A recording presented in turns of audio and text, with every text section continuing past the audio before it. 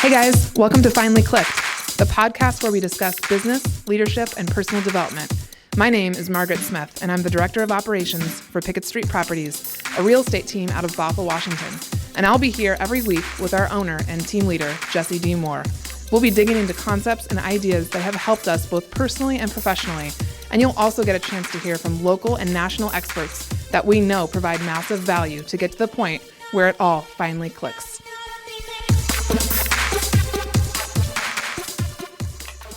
Top of the morning to you. Welcome to Coffee with Jesse and Margaret. I actually love that. Could that be a regular thing?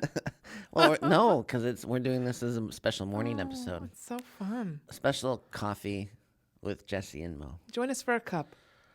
Top of the morning to you. I can't even attempt to do that accent. It's terrible. It's like if a cabbie and an Irishman had a baby. It's been a while since I've had Bailey's. It's delicious. Oh, don't. I'm supposed to tell people. Oh, sorry. Okay, just coffee. I mean, Coffee Mate. This Coffee Mate is unbelievable. This Coffee Mate. What was I saying? It was like Real Housewives today? The Fab Five? No. I was talking about something else. How did I get on the Housewives? You were talking to Jaggles about rapping, her son rapping that song. And then you said, do you ever watch? I know, but why did I say that? You were saying some sort of in an accent again in the corner. I know, but I can't remember. I don't just speak an accent to speak an accent. It's like in reference to It was something. in reference to something, yeah. Well, I can't remember now. Well, I mashed up an accent that was part Real Housewives of Beverly Hills or Orange County and part Queer Eye for the Straight Guy, Jonathan Van Ness. Mm-hmm. And that's quite hysterical. The mashup. It was a good mashup. Happy Friday. Happy Friday. Came to work early today. Yeah, you were like up early, ready to Bright-eyed roar. and bushy-tailed. Did you get some good sleep? Limped into the office. Limped in. Oh, it's kind of true. You looked like you had a good gait this morning, though. No, not really. No. I want to talk more about the videos you've been posting in the last 24 hours. The last 20, which one? What do you mean, which one? You know good and well which one. The one of me interviewing? Baby interview. Well, which is so funny. I've had 2 texts and then a couple comments on that on Facebook. People think that's me now. They're like, hey, great haircut. And I'm like, that's so flattering. I'm glad I still look like I'm 32. That's amazing, actually. It's been really like my old roommate Kelsey texted me this morning. She says, "Hey, I love your bob." I don't love the bob. It's not good for me, right? But some people really like it. I love it that Jared's like, your stylist is like, "Oh, I remember that." Yeah, I remember. Oh, the Mo Bob phase. Yeah. It's just too short for I have a long body. I gotta have longer hair. Yeah, it looks like a helmet on a tall. I look like an acorn, is what I told Andy, and so now she just thinks acorn whenever she sees that. But no, I actually, I've had that in my head for a while. That could be your name if you're like a UFC fighter. Acorn? Yeah. So when they introduce you, that'd be Margaret Acorn Smith. I feel like it had to be fiercer. Well, that's true. Acorn's not very fierce. No, it's pretty gentle. But yeah, I wanted to post that. I've had it in my head for a while because I think because of the podcast, we've been getting a lot of feedback, and I talk to agents and they're like, where can I find one of you? And I'm just always like, I wasn't just born this way. Like I didn't just, pop into Pickett Street like this, like teaching and talking and knowing all these things. It's been almost 7 years. Whatever. I know you dance to Born This Way by Lady Gaga every morning. You know what else is funny about that interview and that video? What? Is our rapport shines through, and we just barely met. Actually, that's very true. We're laughing. We're laughing. I had a good time in that interview, and that particular interview was probably 3 hours long. And for you to have the patience to sit in something like that and kind of enjoy it I didn't know it at the time, but that was remarkable. Actually, well, I don't laugh with everybody. I didn't know that. No, that's actually a really good point. Julie, who works in our office here, she said she watched it 4 times last night because she couldn't get over it. She's like, you do the eyebrow thing still. And, but I love watching. Some people are like, hey, I want to hear the whole thing. I didn't think people would be that interested in hearing the whole thing. But I think it's good for people to get that perspective on, like my friend Ada was like, this is amazing. This is insane. I had no idea this is the Mo that I now talk to. And so I think it's just a good reminder for people. Like that was baby Mo. Baby Mo. So much has changed. Shortly after that interview, she called to tell me to pound sand. Tell me she's taking... this was before that interview. No. Yeah. Because I didn't do the AVA until after I came back. Remember, I took it. You said like, why don't we wait 48 hours? Oh, really? Because I was kind of emotional. Well, that's not as good of a story. It's a better story. Right? Better story. Because Margaret, I interviewed her, and then she said, "Yeah, let's move forward." And then she called me and said, "Yeah, never mind. I got a job." And I'm like, "Oh, dang it!" And you're like, "Yeah, can you? It pays me this much, and it has this and this and this. Can you match it? Yeah, match it." And I'm like, "I wish I had that job." I wish, yeah. Oh, good. At the time, I was like, "Man, that's a pretty good deal. You better take it." Meanwhile, I'm like, it's not going to be as fun there. You won't laugh as much. Not everything's about money. Trying to rationalize it. Yeah. That was really funny. Yeah, Jaggle scooted over to my desk yesterday when I pulled it up, and she's like, "Oh my gosh. That's Jesse? That's you? That's crazy." Yeah. And it's funny because I'm wearing the same thing I always wear. It's so true. I was wearing a black shirt and jeans. Yeah. Yeah. Yeah, that video cracked a lot of people up yesterday. It was funny to see people's reaction. Yeah. All right. This is not a random episode, actually. It's not supposed to be. It kind of is. A little bit. But we're here to rant and rave. Rant and rave. But mostly rant. Rave is more positive, right? Right. I'll be more of the raver, probably. Well, raving can be. Like, if you're ranting, you can rave about it, too. Way. True. But we had it was an interesting week. This was not the type of week where you're like, high five, we crushed it. Yes. All right, let's go. Go into the weekend. Have fun, everybody. Be ready to hit it hard on Monday. It's not that type of week. It's more like... That's a weird week. Those days where it's like... I won't say it's so bad. It's not like walking out to your car and there's a flat tire. Yeah. I hate that. It's like pulling up to the... That did happen to Jessica this week, too. It's like pulling up to the gas station and your tire warning light comes on. Oh, yeah. And you're like, oh, okay. Enough. So you still have to, you get there and you maintain it. Yeah. You don't have to change the whole tire. Yeah. But you just have to change your entire schedule to deal with that thing. Yeah. That's what this week was like. It was like a whole bunch of that. It's a good comparison. Yeah. So I guess we should probably talk about letting someone off the team. Like we have to a little bit, don't we think? Yeah. Transparency. Yeah. And without going into names or anything else, not even the situation. But I am... No, just in general, yeah. In general. Because we value all of our team members.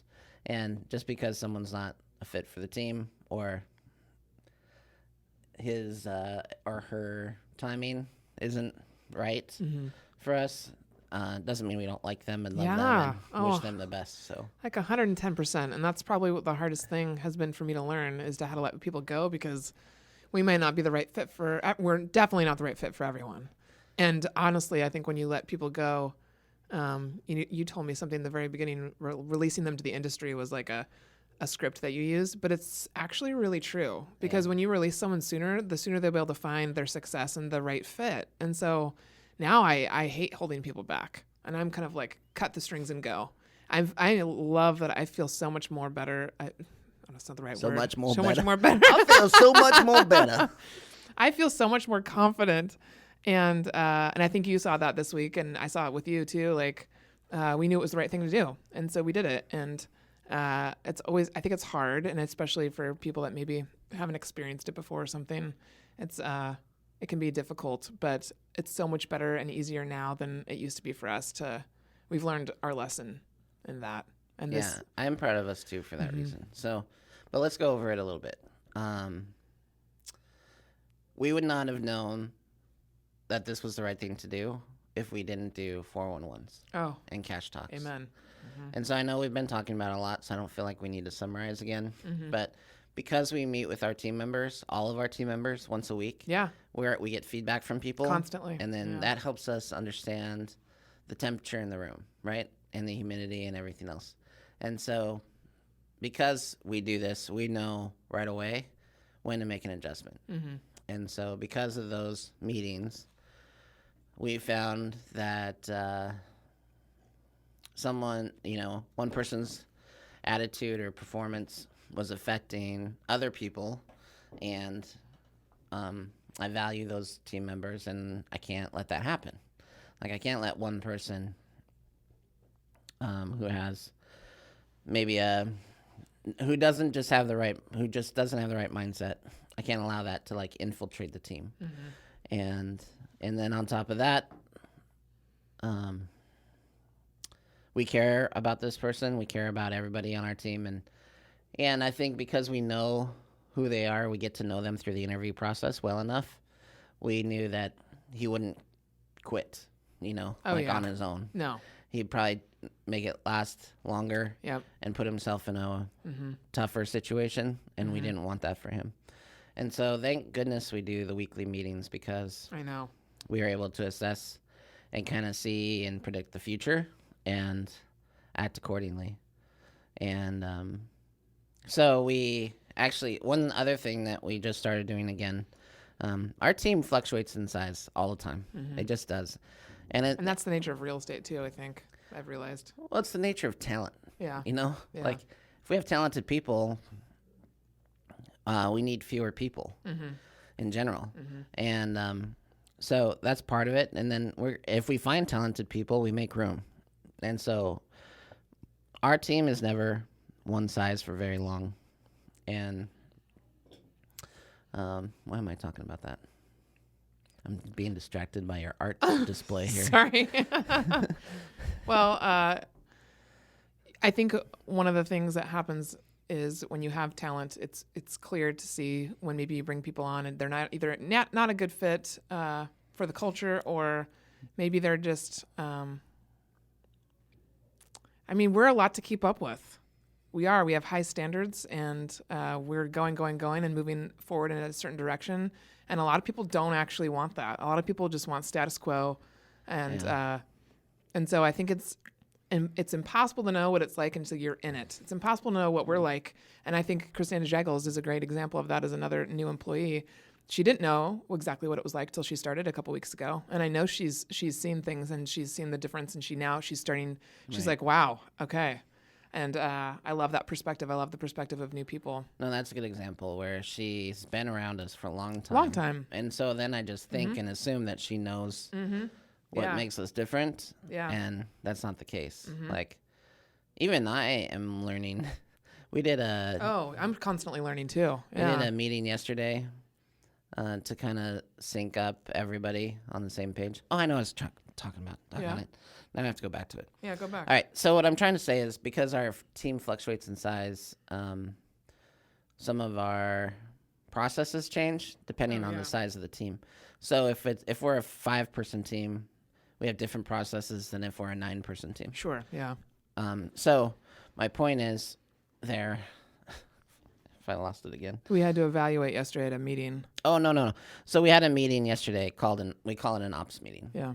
And an ops meeting is the leaders of the business in each department. So the leader of the buyer's department, leader of the listing department, leader of the admin department. And so collectively, that's me, you, and Jessica. Yep. And we initiated this because we haven't done it for a while because we didn't have a leader in the buyer department. Yep. And now that we have one, it's important that we meet collectively and we talk about issues collectively, so that there isn't some weird energy between, like, if Jessica tells me something and then I, in passing, tell you, that can create some weird energy between you and Jessica. It's a natural order of things. I'm the boss. I can tell whatever to anybody. And it's not that Jessica is expecting me not to tell anyone that. It's just that you didn't hear it from her. Sure. And now she doesn't get to see your reaction to it. Yeah. And so it can create some problems if you're not all meeting and talking about things collectively. And so we initiated the ops meeting back into play because we do have a leader now in the buyer department. And we met collectively and talked about everything. And one of those is staffing. We talk about the people on our team, and we talk about what to do. And it was out of that we decided we needed to rip the Band-Aid off and release someone to industry. Mm-hmm. And again, we like them. We love them. We want the best for them. If we didn't want the best for them, we would have waited. Yep. We would have waited another 4 to 6 weeks. Because maybe it'd be easier for us. Yeah. And everyone would be in a harder place because of it. So I am proud of us because it didn't take us long to fire. Mm-hmm. And that is a thing I believe in. Slow to hire, quick to fire. Mm-hmm. Taught that by many coaches, and I teach it in the class that I teach. Mm-hmm. And it's important, and it's really, really hard for us. Mm-hmm. I like people. If you make it on the team, I like you. That means a lot. Like, I don't add people we don't like. No. And then we invest in those people automatically right away. I don't enjoy onboarding all the time. I know you don't. So yeah, when we choose people and we say we make you an offer, it's very serious. We've been through the whole, I guess you'd call it's dating for the first 100 days, but we've been through the whole just interview process, which is a long process. And it means we've taken time to consider everything. And you bring up a good point. When someone joins the team, they're not on the team. Mm-hmm. They're on the team for 90 days. Mm-hmm. We're courting. We're finding out if this is a good fit for everybody. Yep. And there's certain things that can't happen in that 90 days. Mm-hmm. I don't expect them to go on vacation or take time off. Mm-hmm. Like, you're proving that you want to be on this team. Yeah. And that makes it easier for us, I think, for you and I to Absolutely. make decisions. Totally. Right? Yes. It's like, hey, in this 90-day period, we can break up with you. Because pretty much if there's any red flags that we didn't catch in the interview process, it shows up in the first 3 months. And you're not going to catch everything. No. Because people are showing you what they want to show you. Yeah, there's no way we can catch everything. Yeah. So. And I like having that as a backup. It gave me some relief because I think I put too much pressure on myself with the interview process. And there's Margaret, you can't know everything in 5 meetings. You can know a lot. We find out a lot with that process, but again, people want to show you your best, like you said. So sometimes you don't get to see the work habits or what it's like to be around them every day. And the other part I want to talk about in regards to this is the effect it had on the rest of the team. Mm-hmm. And what I'll say is that everyone got it. Mm-hmm. Everyone got it. Mm-hmm. And the fact that we acted quickly, responsively, sets a tone. Mm-hmm. And it's not that you better watch your back. That's not the tone. The tone is... I think that's what Daniel said. I know. But the tone is... we're serious. Yeah, we're here to do business. Yeah. And there's no time to rest on your laurels here. Mm-hmm. We gotta do work. Mm-hmm. Go to work. Haven't heard that song in a while. Yeah. Oh, can I make a song recommendation? Sure. To the general public? Of course. Yeah. I recommended my playlist from Spotify, and I've had 3 requests for it. Where'd you recommend it? In one of my mini moments. Oh, geez.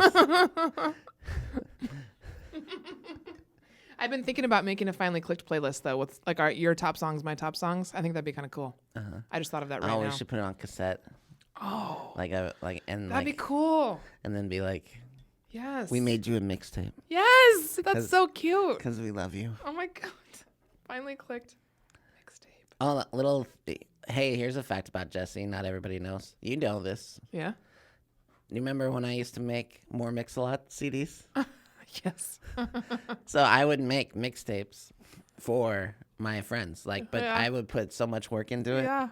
And it would be like, because I love music so much, and I'd listen to everything. You'd be crafting it. It'd be a craft. And so, once a year, I would release an album of 18 songs. You should do that again. No, it's so much work. Just one though, to put on like a Spotify mixtape, kind of, not like an actual. Well, like Spotify, sure. But I mean, this was I did album art. I did the whole thing where I burned it to CD, and then I put a CD cover on the CD. Mm-hmm.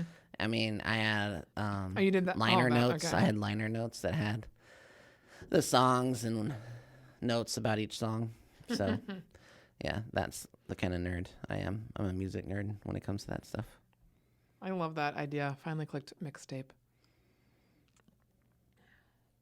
You were going to say something else then. Well, I was talking about a song recommendation. Oh, yeah. So this is my motivational song of the moment. Ooh. And it's called Options. Okay. By NF. Oh, you shared that last night. Okay.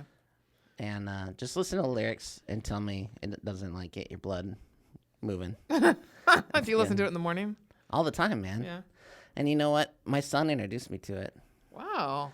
Yeah. Go, David. That's the first time. I'll put a link to that in the show notes. It's That's cool. But yeah, it is a rap song, just FYI. But don't worry, it's family friendly.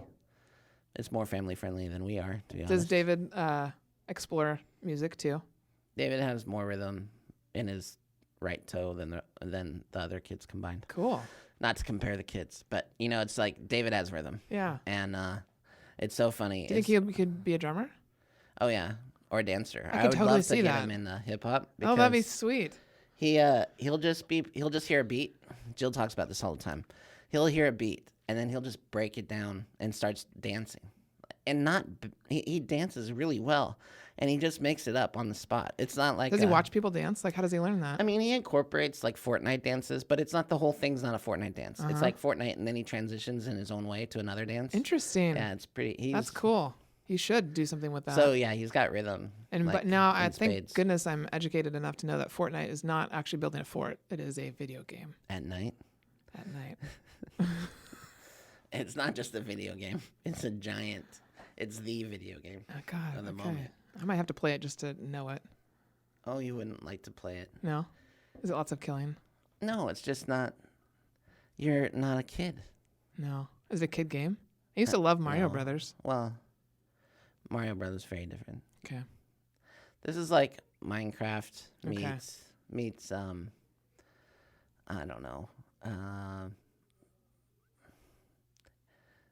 Halo. It's like it's a first person shooter game. Okay. Well, third person shooter. So you can see yourself and you have a weapon and your goal is to kill everybody else. Okay. But it's in a very cartoonish type of way. Okay. And I say Minecraft because you get to build in the game. Okay. So you can actually augment the map, the game yourself, which is kind of a new thing, Minecraft thing. Anyway, there you go. Options by NF. Check it out. I like it. Tell me what you think. Listen to it loud. And listen to the lyrics because they're on point. Okay. Apparently, Jaggles and I have a song that's our song for The Office. It's by ICY.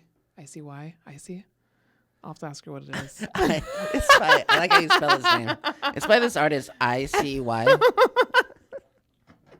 It's like, this is my boss, JESSE. It's by this band, ICY. Maybe I'll look it up.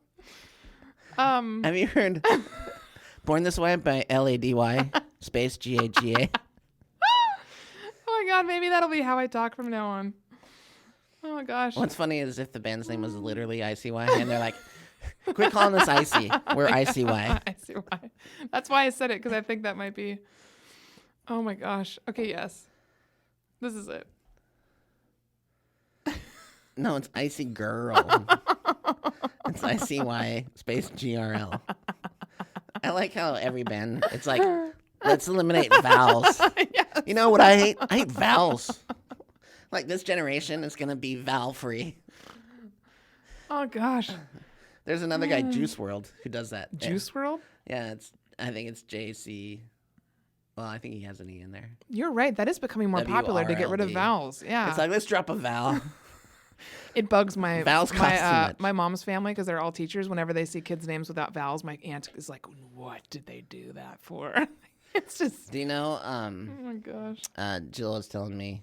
I think Jill listens to a lot of podcasts, and I saw this article, so I knew what she was referring to. But there's this professor who just got. She teaches at like an Ivy League school. She's African American, and her name is Marijuana Pepsi Van Dyke. No. Yeah, and she's African American.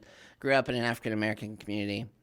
She has sisters and brothers with normal names, but for whatever reason, when she was born, her mom said, "You're gonna change the world," and gave her this name, Marijuana Pepsi Van Dyke. Okay. And she didn't know it was weird. Yeah. Sure. You would. Why would you? Yeah. Well, no. You come on. I mean, before a certain age. I mean, you know. What are you talking about? I would definitely think it was weird. You should automatically know. As soon as you have consciousness, you should know. You know what? My name isn't like everybody else's name. And how come people look at me weird? and make all these references to smoking. And yeah, no, it's super weird, Margaret. Jeez. I mean, why would you? Well, but the point is that in her urban community, she didn't think it was weird. Yeah. And people didn't make her feel weird. Mm-hmm.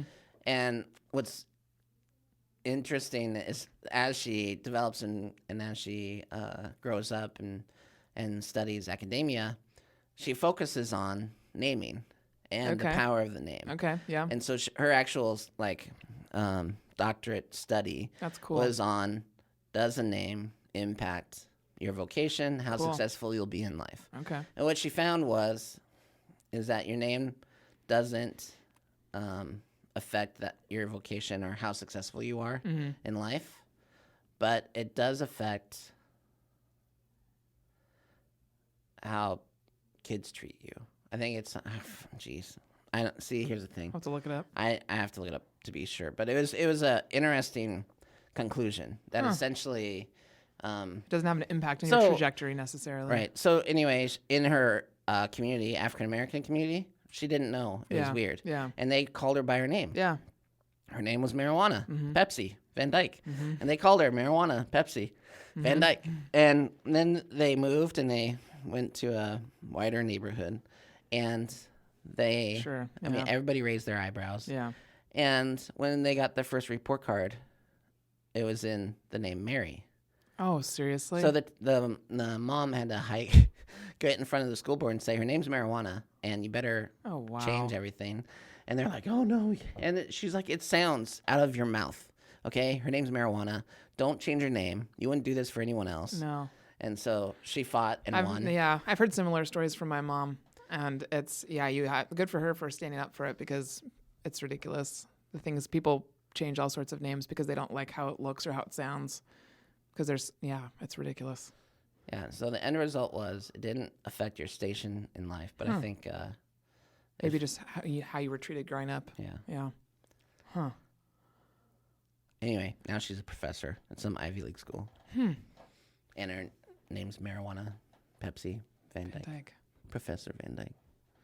Is that your first rant? I don't know. That's just a random story. I like it. I'm worried about, I'm losing my reference points.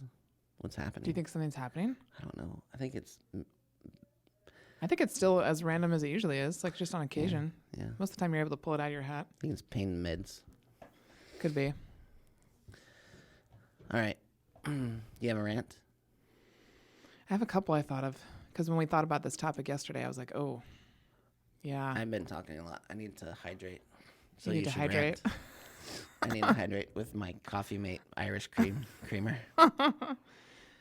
Okay. Where to begin? I think my first rant. I think my first rant has to do kind of around the book that we're reading. All right. Which is Everything Changes with One Thought, right? I think that's officially the title, by Mara Gleason. And it's a fabulous book if you guys haven't heard of it. I had never heard of it till Jesse brought it to our attention, and he found it through a group on Facebook. And she talks a lot about a couple different things, and there's just one particular point that I want to make about it. And she talks about going into conversations with a blank slate so that you're as open as possible to whatever is going to be said. And then you can approach things from, no past stories blocking you or influencing the way you're thinking. And so I've been thinking a lot about, I think, my journey, and I think it's because I'm coming up on 7 years, which is so weird to me. And again, 6 years was weird too. But for some, it's 7 years. It's like a 7 year stretch. It's like 5 years. I don't know how to chunk it. But I'm thinking about... You're so funny. Can I just say this? You're so funny when it comes to your anniversary. It's weird to me. And to this industry. You've been in this industry 6.5 years, which I know is a lifetime, by for the way. most people. No, it is a lifetime. Most agents don't make it 6.5 years. Yeah. Most EAs certainly don't make it that long. Yeah. And you act like you're a baby in know. the industry. And This you always is say, how I haven't been in real estate before. I'm like, you've been in it 6.5 years. What are you talking about? Yeah, I know. This is the way that I talk. There is a weird hang up. It's a weird thing about it. This industry and right? Anniversaries and how long. Like, I know you didn't. What was your longest station at a job before this one? The museum. For how long? 4.5 years. And were you just like itching to get out of there like so much? Like well, that was different. If the money situation and benefits and things like that had been different, I would have stayed longer. But again, but I think there was a reason for it. Like obviously they can't pay more than a certain amount in a nonprofit world. Sure. And though this exposure to this industry and all the opportunities, I'll never go back to any other job. I can't imagine. So why do you keep talking about it? I think it's nostalgia. I think I'm a very nostalgic person. I think everyone's nostalgia. I'm especially. Right, I mean, it's popular. That makes sense. It is. No, I agree with you. I totally agree. Stranger Things is all 1984, 1985. No, yeah. It's bringing back Never-Ending Story. Yeah. The song is a hit. Yeah, you know what I'm talking about? Old Town. Are you talking to me? All of these things are nostalgia. So, I mean, I've always been a very nostalgic, emotional person. So I think that's all it is that when it comes up. But I've been thinking about this, not because of that necessarily, this topic, but about thinking about supporting people along their journey rather than having an opinion about what someone should do along part of their journey. Right. And because I get a lot of feedback still to this day about what people think I should do or, what I should be doing with my job or with my life. And I'm just like, this is so interesting. People have so many opinions. And I know it's number one, like they're just interested and curious and they care, but I'm changing the way that I'm going to operate now with other people because I don't want to participate in that because I know what it feels like. And so I'm going to really start focusing on supporting my friends and people in the industry on their journey in their career, wherever they're at in their life, in their family, in their friends, and also in their career, because I don't know what's best for them. And what makes them happy. And so my rant is freaking, let's stop focusing on what you think someone else should do and just start saying like, hey, are you happy? Cool. I'm happy for you being happy. Yeah. If I can parlay that into another field, and that is I don't interfere with people's relationships. Yeah. Like it's easy to have a friend and see their spouse or their partner and think, what were you on, when you started this relationship or hey, wake up, you don't see this aspect of this relationship. Yeah. But the reality is, I don't know what they've been through. I don't know their story. Mm-hmm. I don't know, what happens at home, and I don't know how they support each other and how they've shown up for each other in their darkest hour. Mm-hmm. And I learned that lesson. You know what? It wasn't even like a pivotal moment or anything. I just started to think about a friend of mine and his relationship with his wife and how everyone was kind of like piling on. And he was very resilient. Like, he was very resilient and said, I love my wife, and this is, And he was quiet about it. He didn't, lash out or get mad or angry. He was just resilient. And I came to him, and I said, hey, I just want to apologize for anything I've ever said that was negative about your wife or your relationship with her. And I'm sorry. And that's up to you. And if you want to talk to me about it someday, I'm happy to talk to you about it. And I want you to know that if we talk about it, I'm not going to recommend divorce. I'm not going to recommend you get out of it. That's up to you, man. And it changed our relationship for the better. Like, we became close friends. And I've learned that since then, man. You can get in so much trouble recommending someone kill a relationship or change a relationship. Would you say then, because I agree with you, I don't want to recommend that either. That's never but what I will do is I will bring to attention, because I feel like sometimes I not acquiesce, what's the right word? I kind of let things go, I guess red flags go for certain people. And so I have brought to attention in just a few of my friends' relationships, like, hey, just so you know, this doesn't look healthy to me. Now, I'm going to support you in what you want, but just so you know, from an outside perspective, you might be stuck in a bubble and you might not see that this isn't healthy. So here's my problem with that. That's not leading with curiosity. Okay, you've already made a judgment there. So how do you handle verbal abuse? I would ask them about it. Okay. I would ask them, and I'd say, hey, can you tell me about when he says this? Like, how does that make you feel? Or, does it make you feel any way? Yeah. Does this happen often? Yeah. You can ask questions without. Well, sure. I mean, I guess, judgment. How I approach it was not like that. Like, how I approach it from a place of curiosity or using the Fierce Conversations model and thing like that. So I agree with you. Like, I don't ever say to anybody, I think this needs to happen. And not, like, I don't need to be I don't have time or energy to be in everybody else's relationships. It's their choice. It's their decision. Yeah. So maybe just coming and asking questions. I don't know. For people that I care about, I will not I will say something at least once. So then they know at least that I noticed. I like people to know that I notice. And so I'll ask them if I notice that they are not their same selves, if they look like they're down or feeling a certain way. Well, and yeah, I'll sure. Checking in with people. Yeah.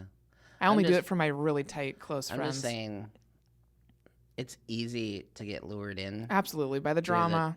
And be like, oh man, I can't believe that. Like, and want to talk about it. Yeah. You know? And that's nothing productive. Yeah. Well, because we don't always know the whole story. Oh, heck, I don't think, ever. Right? No. And I've seen this, and I know situations where someone literally saved the other person, like saved their life. Yeah. And that's going to fundamentally change their relationship. Oh, yeah, absolutely. And I can't get in the way of that. You know, what do I know? So I don't know. But I get it. I know what you mean. And it's true of jobs too. Like if people are following their passion, you know, let them go. Yeah, be happy. And if they're happy, let them go. Yeah. And I've realized, I know that we've talked about this before, oftentimes when people want to interact or have a comment and maybe it's not the most positive, it actually is reflecting more on how they feel about themselves than it is you. Usually, like, maybe they're not happy, and so they just want to question what you're doing. Cue Man in the Mirror. Bye. You have some good music references tonight. Oh, I know. I wish I could actually sing, because then you know, because that's when I would just sing. It'd be the real drop. Man in the Mirror right there. Yeah. I did that yesterday with my family, but I sang it loud. Did you? Well, because Jill doesn't get all my references. Yeah. So she said something, and it reminded me of a 90s hip-hop song. And so I sang it loud because she didn't get the reference, and then she got it. That's awesome. Oh, it wasn't hip-hop. It was like Blink-182 or something. Oh, I like those guys, yeah. And that's funny. Anyway. All right, I'm going to do my rant now. Do it. I better have a sip of my coffee with because I have more that I could rant on, so get your rant in there. All right. This is an explanation as to why real estate agents get paid. Oh, an explanation? Okay. Yes. I want people to understand what we go through. I think this is a great rant to have, actually. And I have to be careful about this because I'm not trying to disregard someone's privacy or anything like that. Yeah. But I just want to give you a day in the life, okay, of what we go through sometimes and why we get paid, what we get paid. Yeah. So I get a lead as soon as I see the lead, I know something's wrong with this client, okay? And I get the lead, and the lead is like, here's this person's name and number, and it allows them to put in what they think their house is worth. And so they put in $1 million to $2 million as their house value. It's a wide range. And I'm like, that's a pretty big range. Okay, whatever. But who knows, right? So I call him, and I'm curious, and he's like, yeah, well, this is a very unique home. And I'm like, oh, okay, here we go. Like, that I just hot tub in the master bedroom or something. Right, exactly. Right. That's my favorite. No, it's like, or he's got like he's got a train collection in the basement that he's been working on for 50 years, and that makes the house more valuable, that type of thing. So I can tell this is going to be a weird one. And, but I do my thing. I use my scripts, and he's resistant. He wants to work with a very specific office. That is not the office I belong to. A specific office? Yeah, geographically. He wants an office from his specific town. I live in his specific town. Okay. But he wants to work with a gentleman or gentlewoman who's works in that town. Okay. So I overcome that. We booked the appointment. And first off, he asked for a 7 p.m. appointment. And I just want to say this. If you are listening to this and you're not a real estate agent, can I just ask you if you want to work at 7 p.m. at night? Like, if someone says, hey, you know what the best time for me is 7 p.m. at night. Can you come to my house and can you work and be productive? And my answer is no, I can't. Yeah. My brain is not sharp at 7 p.m. at night. And that's my time to be with my family. That's why I built a team. I built a team so that I could say no to 7 p.m. appointments. And so anyway, I used my scripts to get him to commit to a 4:30 p.m. appointment. I get there at 4:30. This house is in the boonies. It's a 40-minute drive, It's not far. It's like 5 miles as a crow flies, probably. As a crow flies. But there's a river and there's hills and there's all sorts of things. It's out there. So it's out there. I pull into the driveway. It's got a super steep slope driveway. Up or down? Down. Down. And I'm in thankfully I have 4-wheel drive pickup, so no big deal. No biggie. So I pull if I were in my Fit, it'd be a different story. I pull in to this dilapidated house. That's like, if this were in a neighborhood, if this is like the house in The Sandlot, kind of. It's not quite as decrepit as that, dilapidated as that. But this house hasn't been painted on the outside for a while. It's there's no garage. There's a carport. And then there's all these like fairy balls out in the field. No one's mowed the lawn in 10 years. It's a very magical place because there's these orbs coming out of the unmown grass.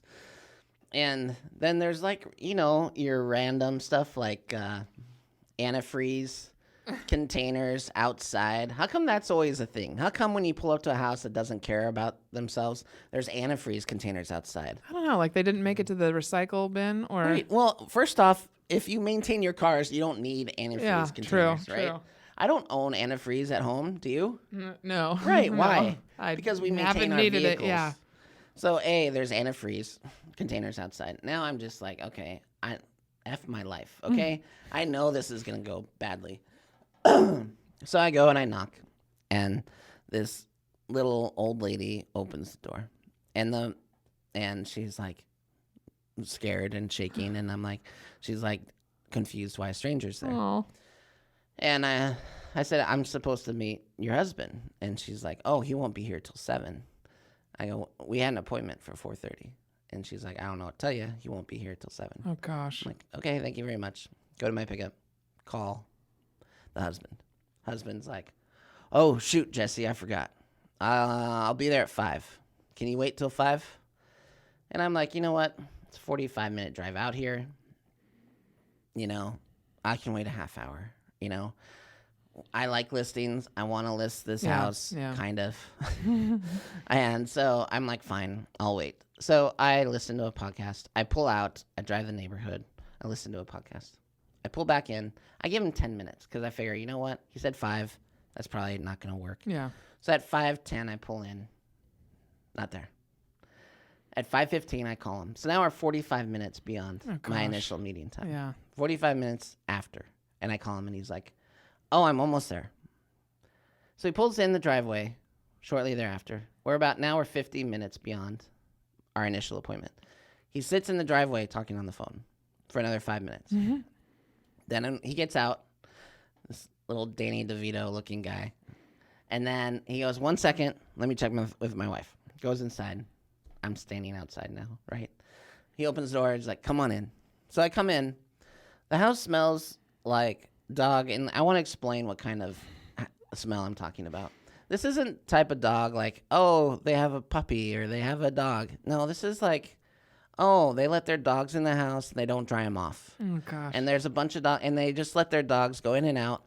And so it kind of smells like dog crap, but not like fresh dog crap. It's been there long enough for there to be mold growth on it. Oh, and so now you're getting this mildewy dog smell as soon as you enter the house. So we enter the house, and he's like, oh, we didn't pick up. I'm like, no kidding. And that's fine. Just so you know, for the general public, I don't care if you pick up your house. No. I'm not there to judge your hygiene or cleanliness. No. And I can see past that stuff. Mm-hmm. And so I don't say this to embarrass them. I'm just painting a picture. Yeah. Okay? So I walk in, hardwood floors. It's a nice house, but it's nothing. It's like 1985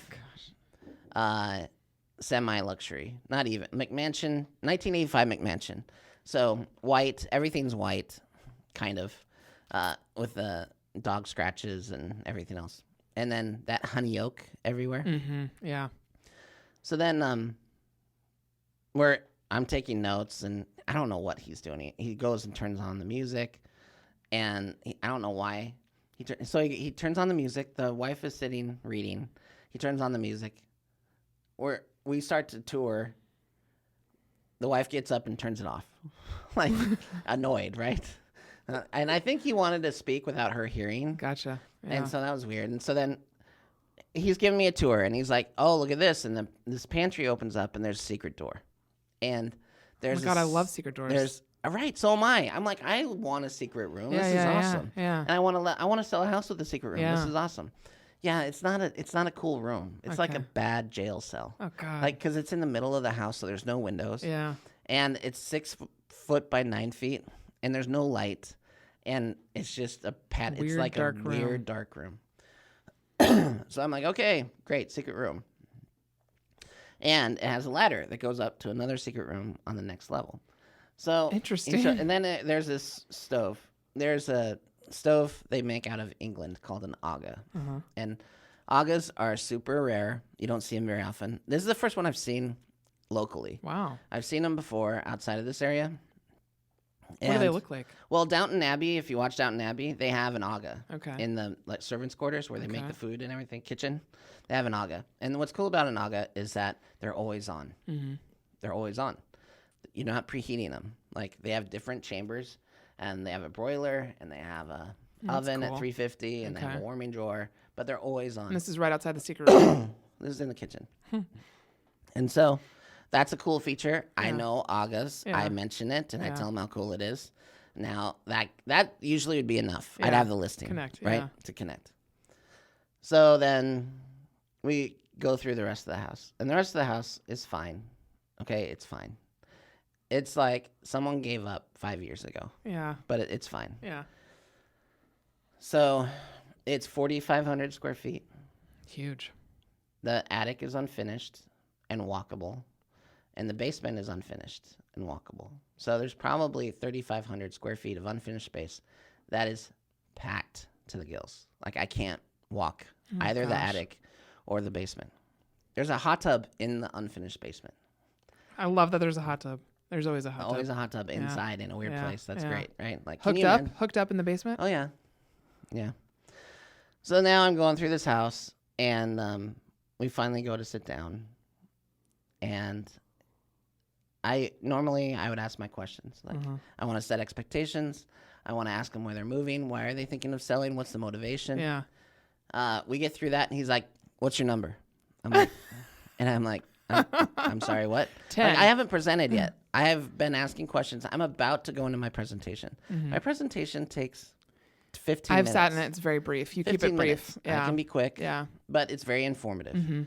The most important information. Here's the other thing you should know. I do a 2-step listing consultation. That means at the first appointment, I'm going to come. I'm going to walk your property. I'm going to see what it has to offer. I'm going to write notes. And we're going to talk about how our team works. And I go to that meeting blank slate. I don't research the property. I don't try to figure out the value because I haven't been inside of it. And here's the funny thing. The guy's a doctor. Really? The guy's a doctor. So he's like, "What's your number?"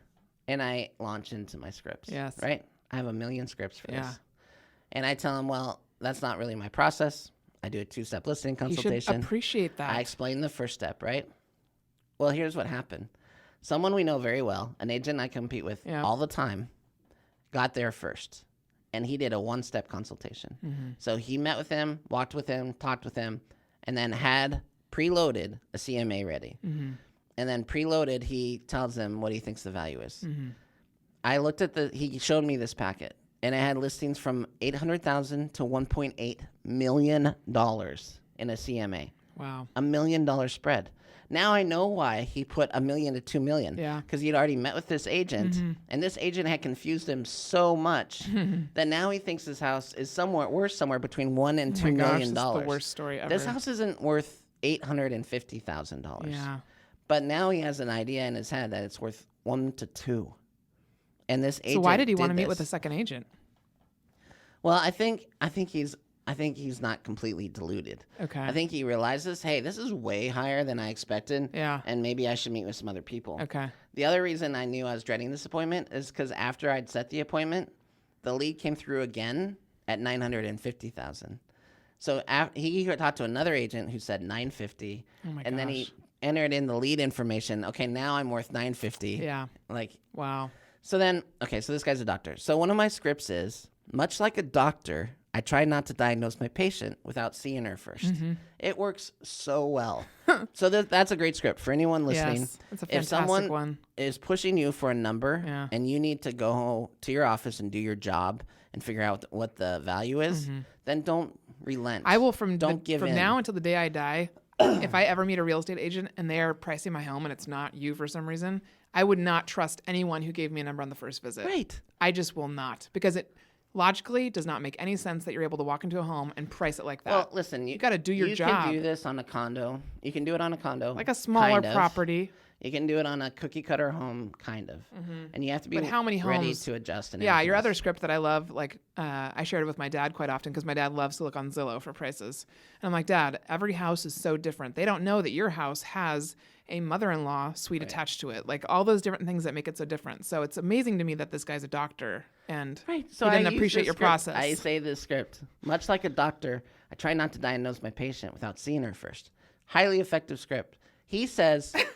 Well, I could diagnose on the phone if I wanted to. I just don't. And I'm like, what? What are you talking about? And now he gets in an argument with me about what he could diagnose on the phone if he wanted to. I go, but do you? And he goes, no. And I go, why not? And now it's getting heated. And now I'm exasperated because now I've been there an hour. Yeah. I've been there an hour. Yeah. So I've wasted an hour and 50 minutes of my life with this person who's arguing with me about a practice he doesn't actually do. So then I keep going rounds with him. I'm like, hey, man, I'm really good at valuing homes, but only if I follow my process. Yeah. And you're asking me for something that is not a part of my process. Yeah. So I can't do it. Yeah. This continues for 25 minutes. He really wanted your opinion. And I pulled out every script in the book. And I did, then finally at the end, I did the takeaway, but I meant it. I was like, you know what? You're right. This isn't going to work. Good job. You know? Yeah. And he's like, whoa, what? And I'm like, I sell houses for a living. It's very obvious. I know what I'm doing. Yeah.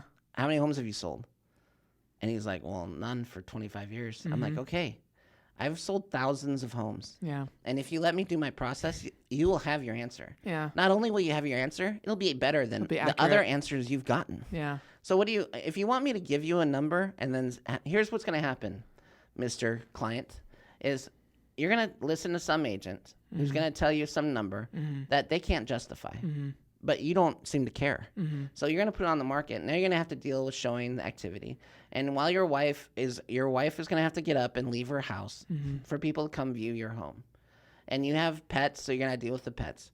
And then we're going to enter in the rainy season pretty soon. And then we're going to be in the holidays. And your house isn't going to sell because it's overpriced. Yeah. But you got to accommodate all these showings. Yeah. So 3 months from now, 4 or 5 months from now, you're going to look up and go, oh my gosh, what the hell? This is terrible. I hate selling my house. Yeah. And why? Because you just went for a number. Yeah. Like, let me show you how let me do like a scientific analysis and show you what your home is worth. Yeah. And then finally he's like, oh, okay. All right. Well, okay. And exasperated. Oh, and at some point, like it's getting heated, I'm not kidding. 25 minutes, we're sitting there.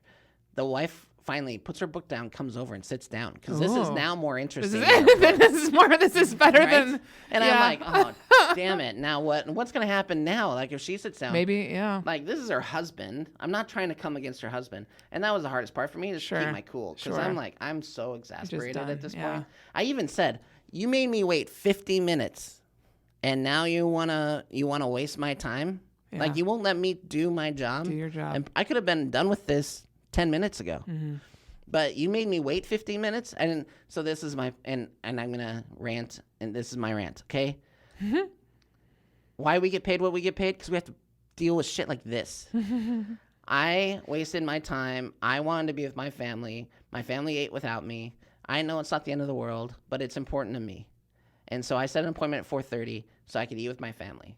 And he has no concern for my time. No issue with wasting my time. No issue with any of that. Yeah. I don't want to work with this person. Yeah.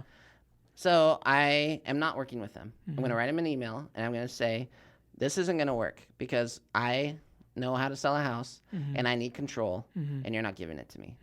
So that being said, good luck.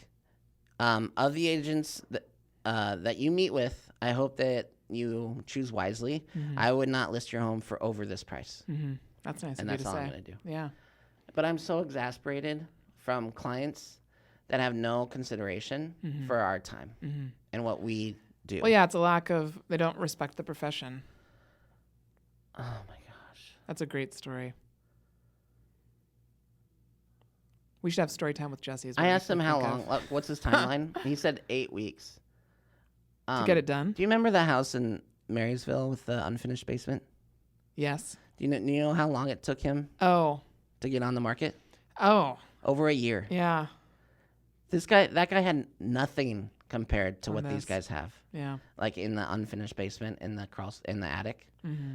They have 25 years of crap up there.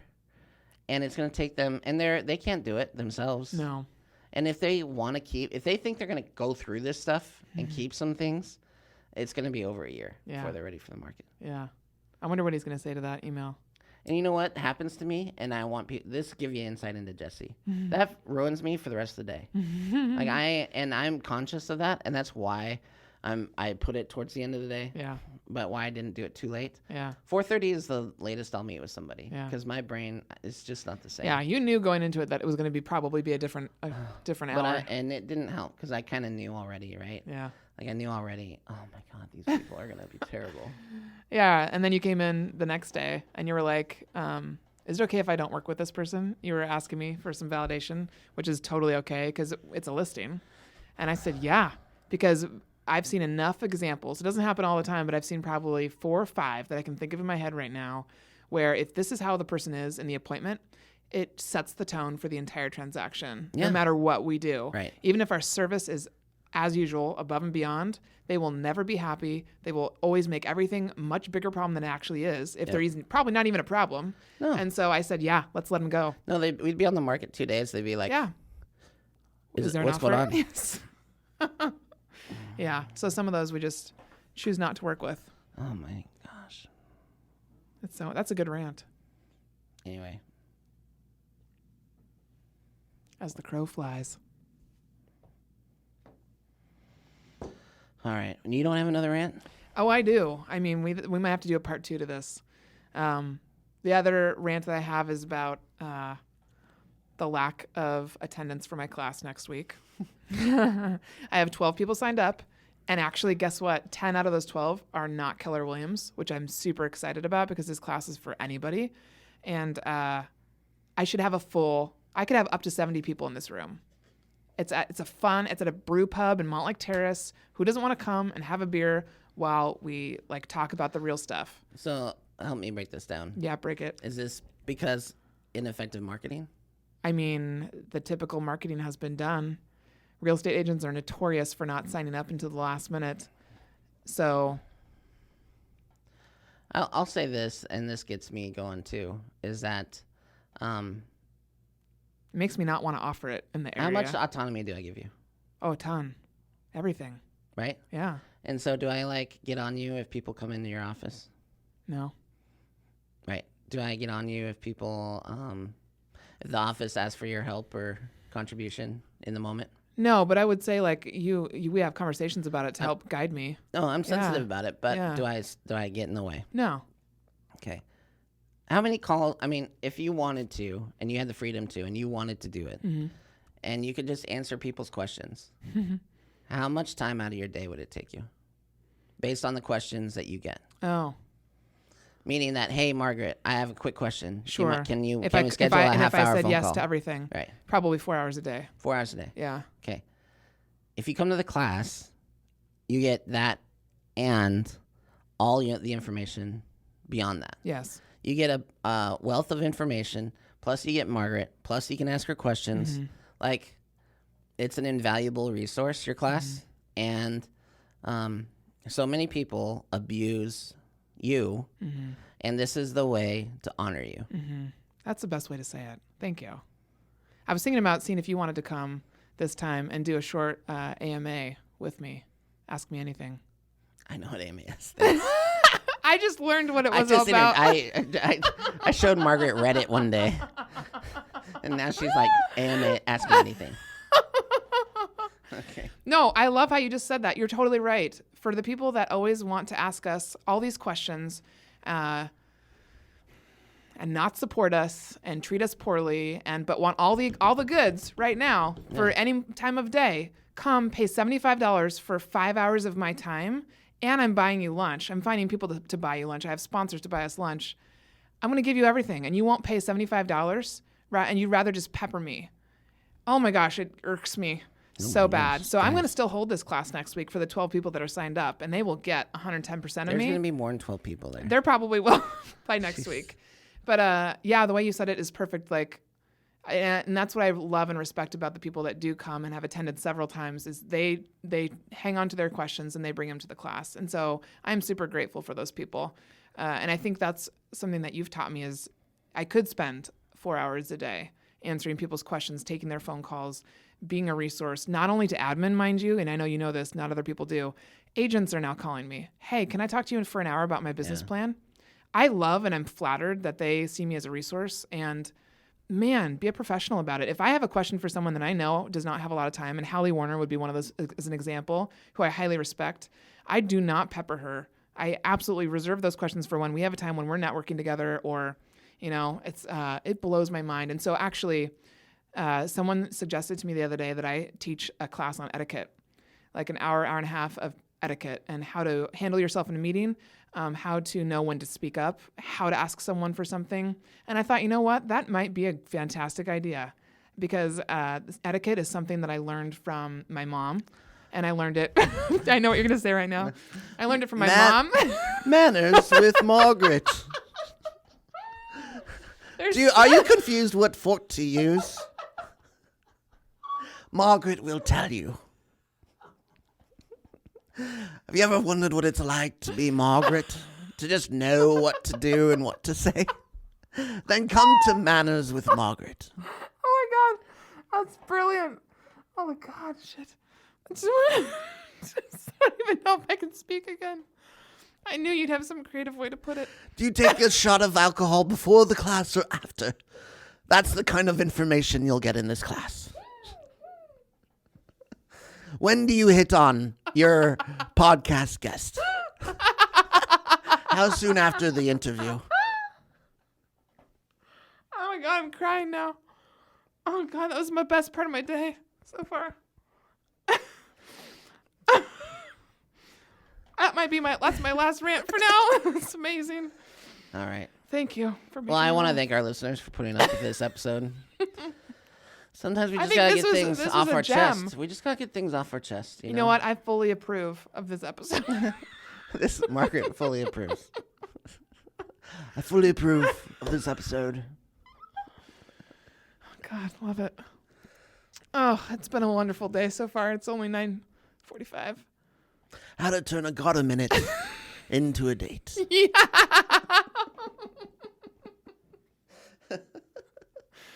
Oh my God, I'm totally blushing right now.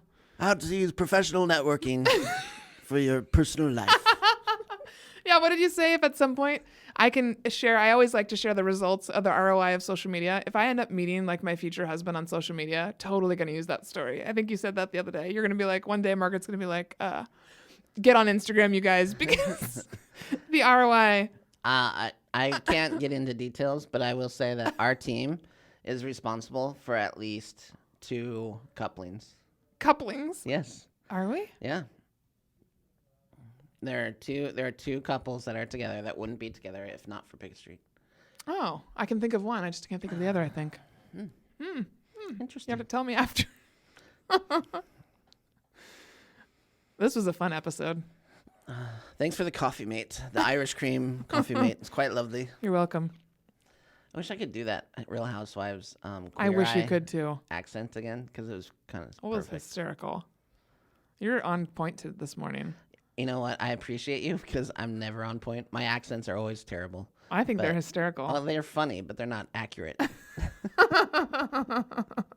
Like my manners is like Lifestyles Rich and Famous. What was that guy's name? Oh. Lifestyles with Rich and Famous. My brothers love him. Ben does that quote all the time. I can't remember the guy's name. There is a... the guy with the beer bottle who's like in all those commercials. Not the beer bottle, but the most interesting man on earth. That's who I'm thinking. That's who I'm thinking not of. What I'm talking about. What is it? Stay thirsty. Stay thirsty. Yeah. Well, stay thirsty, Margaret. Thank you. I will. Stay thirsty, my friends. See you next time on Manners with Mo. Oh, God, that's perfect. I'm writing it down.